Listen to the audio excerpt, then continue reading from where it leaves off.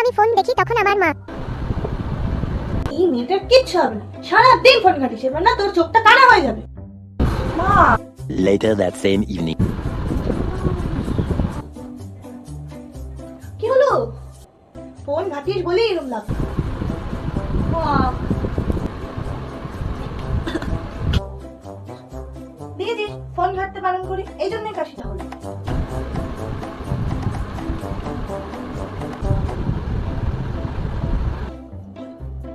মা পেটে খুব ব্যথা করছে।